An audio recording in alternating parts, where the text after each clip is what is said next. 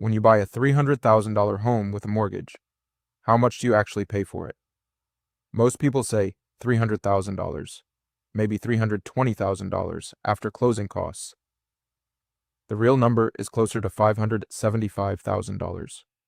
Not because of fees, not because of taxes, because of how a mortgage is mathematically structured, and it can be easy to miss in the middle of a complex closing process. Today we're going to open up a 30-year mortgage and look at exactly what's happening inside it, year by year, payment by payment, using the actual math. By the end of this video, you'll understand something many homeowners don't, even ones who've been paying their mortgage for a decade. And you'll have 2 or 3 specific actions you can take that could save you tens of thousands of dollars over the life of your loan. I'm POW. This is the house math. Let's get into it. Let's start from the beginning. A mortgage is a loan. You borrow money from a bank to buy a home. You agree to pay it back, with interest, over a set period of time.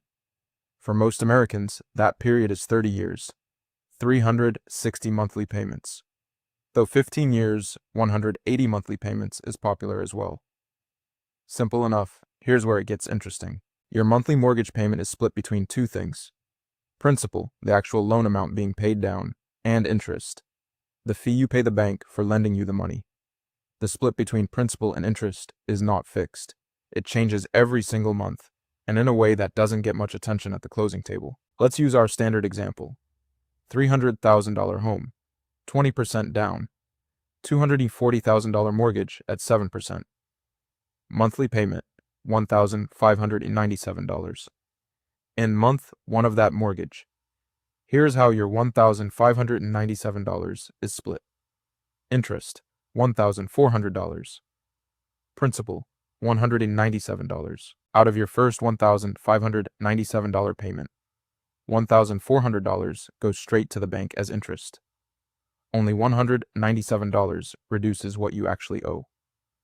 You've paid $1,597.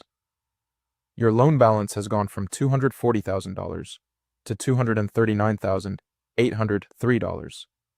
That's it. That's 1 month of progress on a 30-year mortgage at 7%. This is called front-loaded interest, and it is the defining mathematical feature of how mortgages are structured. Here's how that split changes over the life of the loan. In year 1, roughly 87% of every payment is interest. In year 5, still about 83% interest. In year 10, about 77% interest.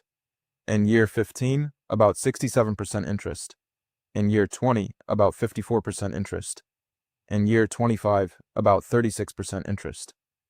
In year 30, the final payments are mostly principal.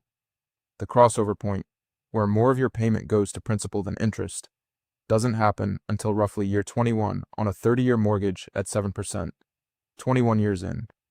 Before that point, the majority of every payment you make is interest. Now let's add up what this structure actually costs over the full life of the loan. Monthly payment, $1,597. Number of payments, 360.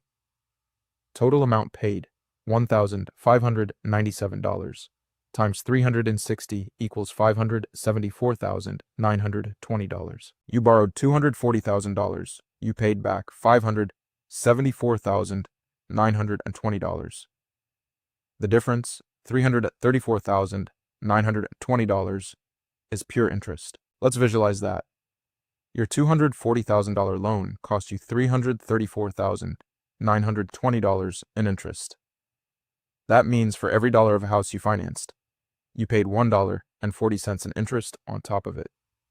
The bank made $334,920 from lending you $240,000 over 30 years. Now, is that the bank stealing from you?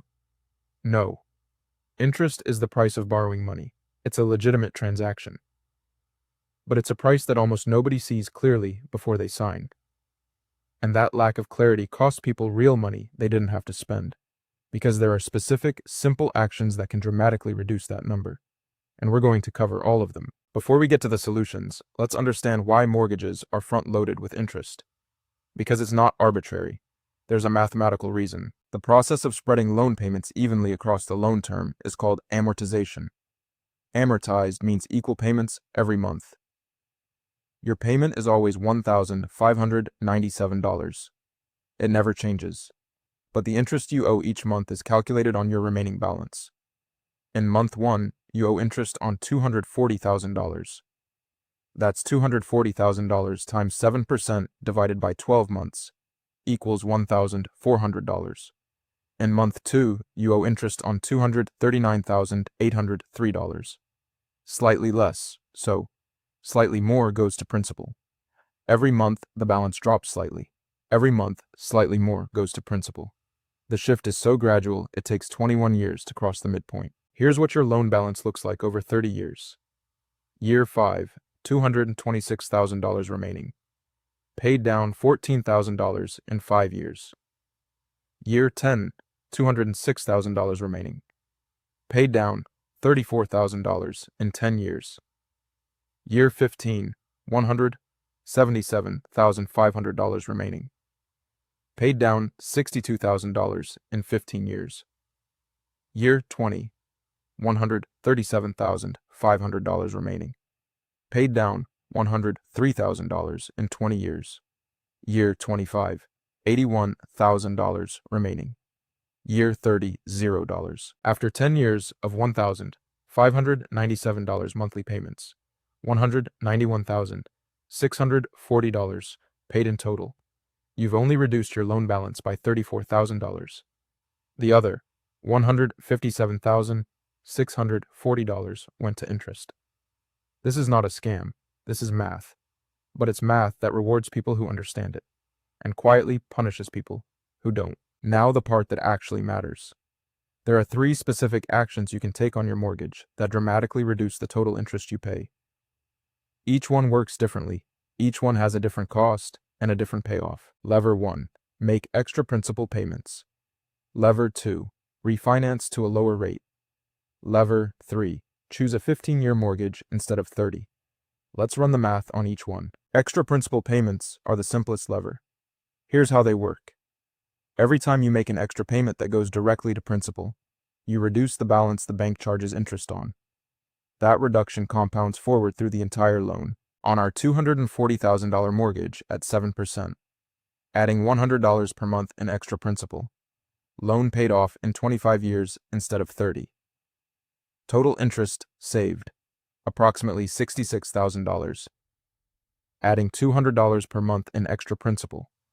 Loan paid off in 21.7 years. Total interest saved, approximately $108,000. Adding $500 per month in extra principal. Loan paid off in 15.8 years.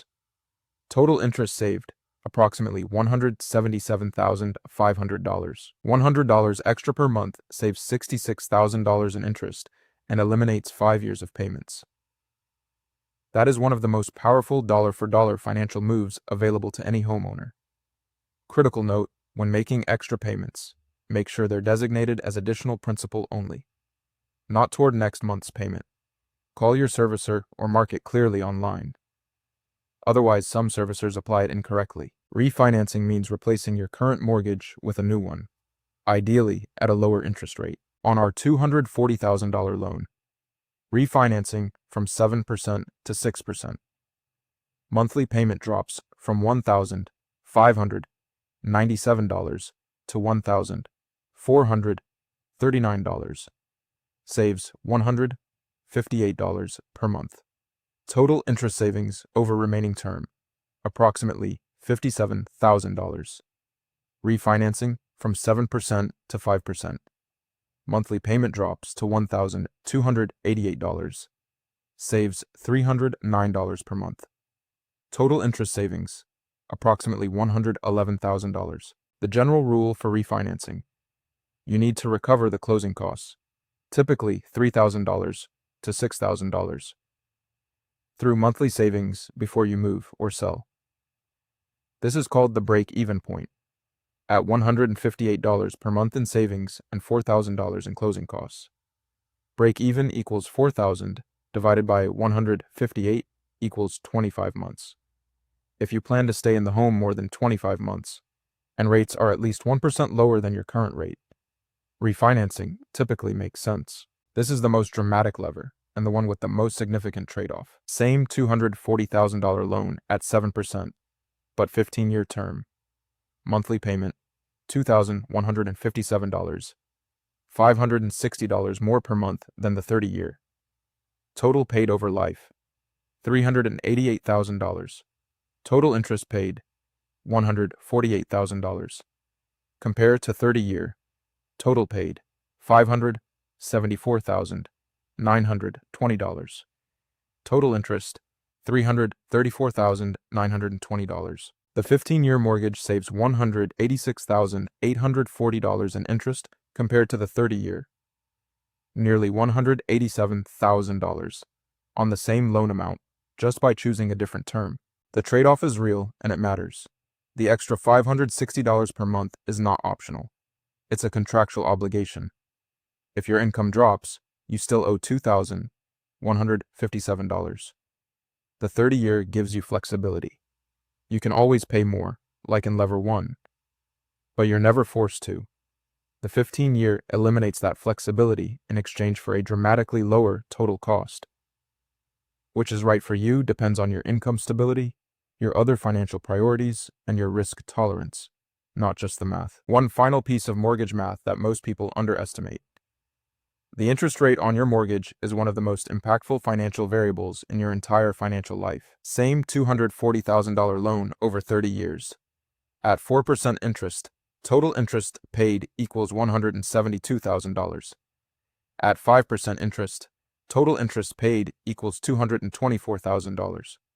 At 6% interest, total interest paid equals $278,000. At 7% interest, total interest paid equals $335,000.